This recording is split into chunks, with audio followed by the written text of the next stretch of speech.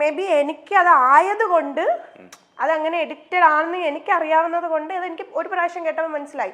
പക്ഷെ എനിക്കറിയില്ല, ഏതൊരു യൂട്യൂബർ വന്നിട്ട് ഒരു പ്രാവശ്യം ഒരു ഇന്റർവ്യൂ അതെനിക്ക് ആരോ അയച്ചായിരുന്നു, പറയുന്നുണ്ട് അതിനകത്ത് ഇത് ഇങ്ങനെയല്ല, ഇത് എഡിറ്റ് ചെയ്തതാണ്. ആ ചേട്ടൻ തന്നെ വന്നിരുന്നു, ഏതൊരു ചേട്ടൻ എനിക്ക് അറിയില്ല കേട്ടോ, വന്നിട്ട് അത് കേക്ക് അതൊരു മിനിമം കോമൺ സെൻസ് ആണ്. അത് എഡിറ്റ് എന്തുകൊണ്ട് അതിന്റെ ഫുൾ ഇതാരും ചോദിച്ചില്ല.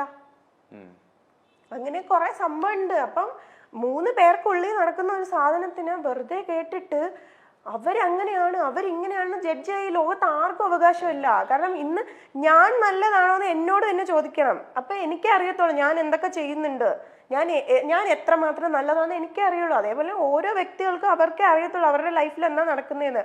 പുറത്തുനിന്ന് ഒരാൾക്ക് പലതും പറയാം. ഇപ്പൊ തന്നെ എനിക്ക് അറിയില്ല. ഞാൻ ആ ടൈമില് ഞാൻ ശരിക്കും പറഞ്ഞാല് ആ ടൈമിൽ ഞാൻ എൻ്റെ റൂം ചെന്നൈയിൽ എനിക്കൊരു അപ്പാർട്ട്മെന്റ് ഫ്ലാറ്റാണ് ഇവർ തന്നിരിക്കുന്നത്. അപ്പോൾ ഈ പ്രശ്നങ്ങളൊക്കെ നടക്കുന്ന ടൈമിൽ ഞാൻ ഒറ്റയ്ക്കാണ് ആ ഫ്ലാറ്റിനുള്ളിൽ. ഇപ്പം എൻ്റെ കൂടെ ശ്രീ ഉണ്ട്, അന്ന് എൻ്റെ കൂടെ ശ്രീ ഇല്ലായിരുന്നു. അപ്പം ഞാൻ ഇപ്പം ഒറ്റയ്ക്ക് ഇരിക്കുക അതിനകത്ത്. ഇങ്ങനെ പല പല പ്രശ്നങ്ങൾ നടന്നു. എനിക്ക് ചുറ്റും എന്തൊക്കെയാണ് ബോംബ് പൊട്ടിക്കൊണ്ടിരിക്കുക. അപ്പം അതിനിടെ വേറെ പല സംഭവങ്ങൾ നടക്കുന്നു, കുറേ സംഭവം അങ്ങനെ നടന്നുകൊണ്ടിരിക്കുക. അപ്പം എനിക്ക് ആകെയുള്ളത് ഈ ഒരു സാധനം മാത്രമേ ഉള്ളൂ. ഞാൻ ഇതിനകത്ത് എടുത്തു വെച്ച് ഈ ഇന്റർവ്യൂ സാധനങ്ങളൊന്നും ഞാൻ കാണാറില്ലായിരുന്നു.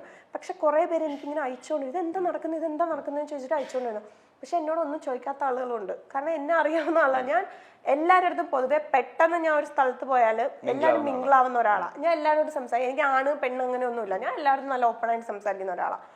പിന്നെ സംശയമുള്ളത് ഒരു സംശയ രോഗമുള്ളത് എൻ്റെ ഒരു കുറ്റമല്ല, അതിന് ഒന്നും ചെയ്യാൻ പറ്റത്തില്ല. എനിക്കേ അറിയത്തുള്ളൂ അവിടെ എന്താണ് നടന്നതെന്നുള്ളത് എനിക്കറിയാം.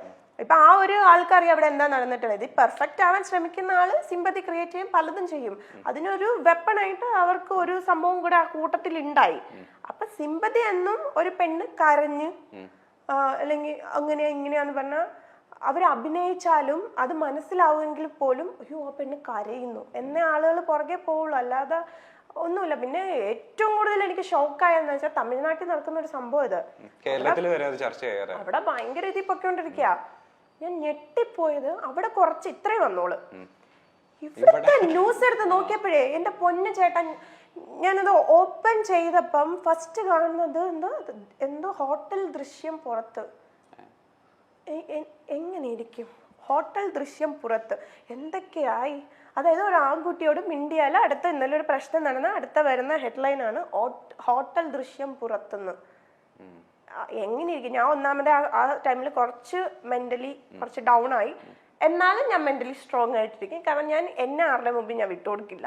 ഞാൻ സ്ട്രോങ് ആയിട്ട് നിന്നാൽ എനിക്ക് വേണ്ടിയിട്ട് ഞാൻ സ്ട്രോങ് ആയിട്ട് നിൽക്കണം, അല്ലാതെ എനിക്ക് വേണ്ടി ആരും സ്ട്രോങ് ആയിട്ട് നിൽക്കില്ല.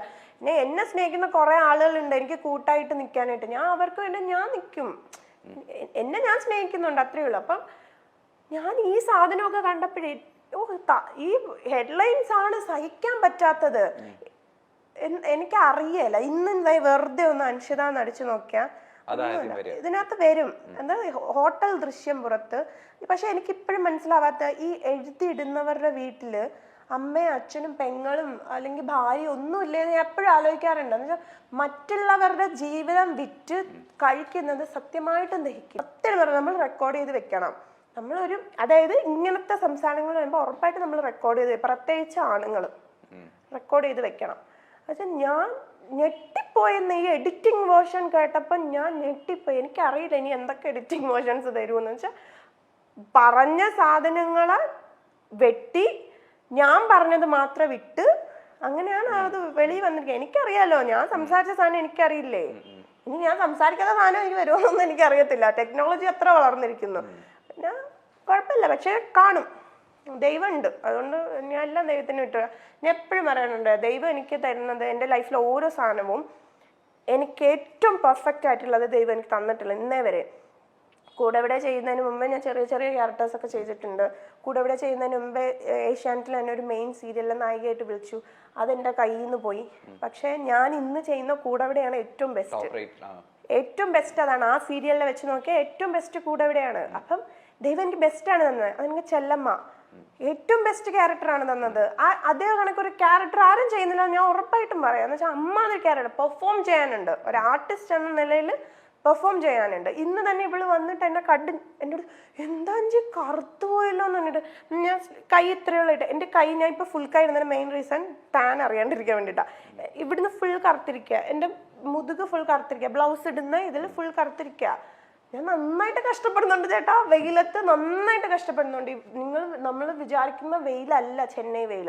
നന്നായിട്ട് വെയിലത്തും മഴയത്തും ഒക്കെ ഞാൻ നന്നായിട്ട് കഷ്ടപ്പെടുന്നുണ്ട്. സൈക്കിൾ ചവിട്ടി കൊച്ചിനെ എടുത്തോടി ഒക്കെ കഷ്ടപ്പെടുന്നുണ്ട്. അത് എനിക്ക് ഞാൻ ചെയ്യുന്ന ഓരോ ക്യാരക്ടേഴ്സിനോടുള്ള എൻ്റെ ഇഷ്ടമാണ്.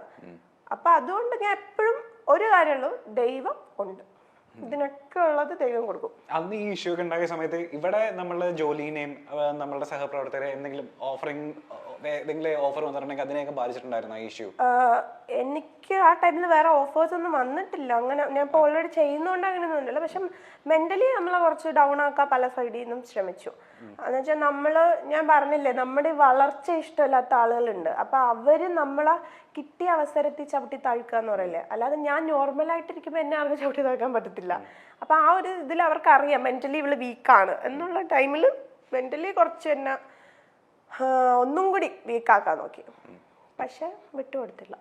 എത്രയൊക്കെ നമ്മൾ ബോൾഡ് ആണെന്ന് പറഞ്ഞാലും ആ സമയത്ത് നമ്മൾ ഒരുപാട് എത്ര ബോൾഡാന്ന് പറഞ്ഞാലും എല്ലാവരും മനുഷ്യന്മാരാണ്. ഞാൻ ഭയങ്കര വലിയൊരു സംഭവം തന്നെ ഇവിടെ എൻ്റെ ഇടയ്ക്ക് നടന്നിട്ടുണ്ട്. പക്ഷെ എനിക്കത് ഷെയർ ചെയ്യാൻ താല്പര്യമില്ലാത്തതുകൊണ്ട് ഞാൻ അത് പറയുന്നില്ല. എന്ന് വെച്ചാൽ നമ്മൾ വിട്ടുപോകും, നമ്മൾ മൊത്തത്തിൽ നമ്മൾ വിട്ടുപോകും, നമ്മളെ മൈൻഡും കാര്യങ്ങളും ഒക്കെ വിട്ടുപോകും. നമ്മൾ എന്തിന് എന്ന് തോന്നും.